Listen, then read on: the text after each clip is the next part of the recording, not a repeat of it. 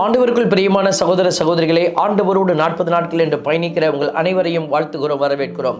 அன்புக்குரியவர்களே, பாவத்திற்கான ஒரு அடிப்படை விளக்கத்தை கத்தோலிக்க மறைக்கல்வி நூல் நமக்கு தருகிறது. பாவம் என்பது வேறொன்றும் இல்லை, இட்ஸ் அஃபென்ஸ். ஏதாவது ஒரு தீமை, எதற்கு எதிரான ஒரு தீமை என்று சொன்னால் நம்முடைய அறிவு, ரீசன், ரைட், கான்ஷியன்ஸ், அதாவது மனசாட்சி, அந்த ட்ரூத், உண்மை. இந்த 3 காரியத்துக்கும் எதிராக செயல்படக்கூடிய ஒரு காரியம் பாவம் என்று கருதப்படுகிறது.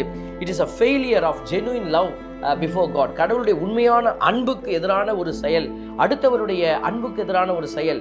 எப்படிப்பட்ட அடையாளமாக இருக்கிறது என்று சொன்னால், ஒரு பொருளின் மீது அல்லது ஒரு உலக சார்ந்த காரியத்தின் மீது நீங்கள் பற்று கொண்டு கடவுளுடைய அன்பையும் அயலாருடைய அன்பையும் புறக்கணிக்கிற அந்த காரியம் பாவமாக கருதப்படுகிறது. என் அன்புக்குரியவர்களே, இப்படிப்பட்ட அடையாளத்தை நீங்கள் உணர்ந்து காயப்படுத்துகிற அந்த மனநிலை பாவத்தினுடைய அடையாளம் என்பதை உணர்ந்து நீங்கள் மனமாற ஆண்டவருக்குள்ளே பயணிக்க அன்புடன் அழைக்கிறோம். God bless you.